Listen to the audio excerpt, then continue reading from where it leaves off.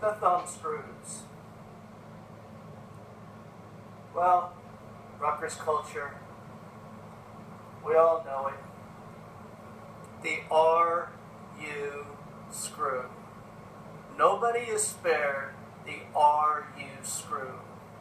Students, staff, faculty, etc., etc. The RU screw. But let me point out that being screwed, the origin, the etymology of that phrase, getting screwed, is not sexual. The origin is actually traced to the thumb screws, is getting one's thumbs placed in this small vise. And let's take a look at the text.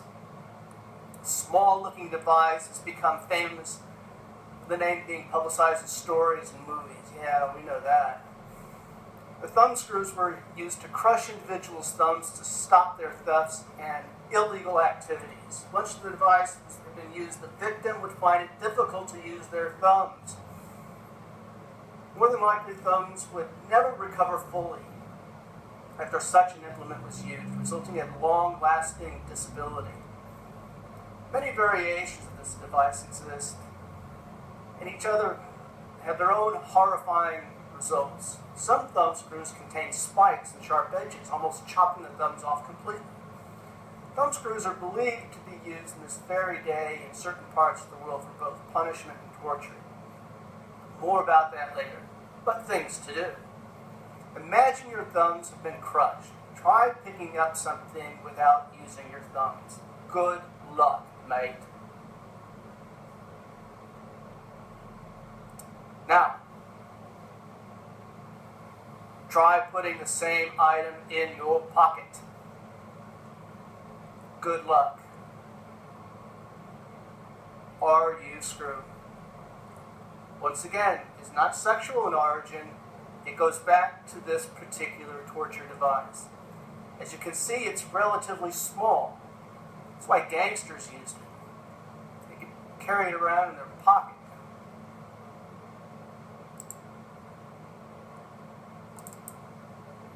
Now we got two more items here. Let's talk about this one first. One at the bottom of the frame. It's a boot. It is a large metal boot. Now, how could something as benign as a metal boot be implemented for exercising, administering excruciating pain and injury? Well, let's look at some text.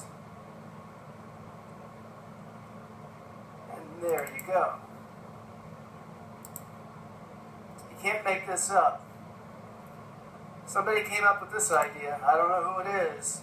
There's no shortage of ideas when it comes to thinking up ways to inflict cruel and pain, humiliation on another human being. The boot was an awful device used to crush the foot. The victim's foot would be placed in the boot. Wood would then be packed around the foot.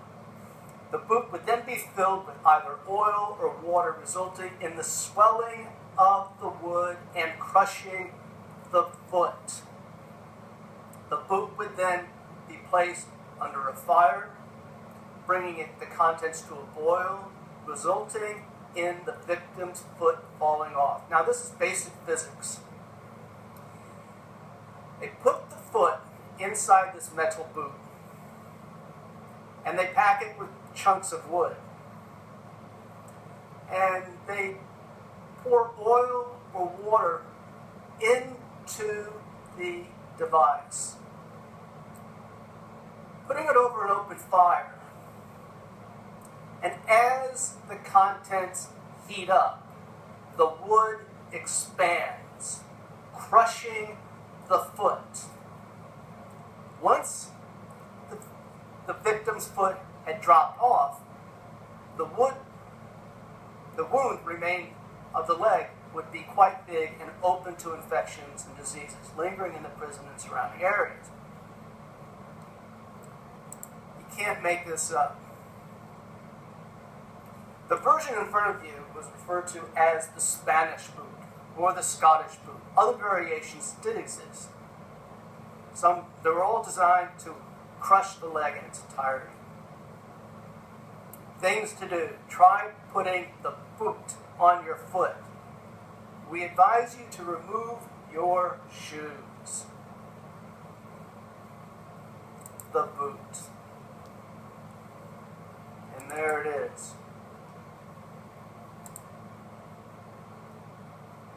But there's another device at the top of the panel. And I'm not going to mention it by name because I want to allow the text to explain the narrative. The chastity belt. Worn by females in the medieval period, reducing the risk of unwanted sexual acts. The devices were sometimes used voluntarily by ladies to stop them from being raped. Others were forced to wear them by their husbands. These devices came in many different shapes and designs, with even some decorated with fine jewels. However, most were just bronze or iron. Devices like this are still believed in parts of the world. In Africa, it reports. I'm not so sure, but that's something you might want to investigate on your own by way of the internet. Things to do. Imagine how uncomfortable this would feel if you had to wear it. And then, here's the $64,000 question. In addition to figuring out how to sit down, how did you go to the toilet? Or as they say in London, the bloody loo. Now we make jokes because these items make us feel uncomfortable.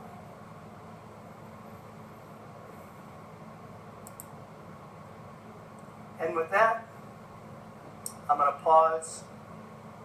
I'm going to go to my bloody kitchen and make a cup of coffee. I'll be back for the next episode. Cheers.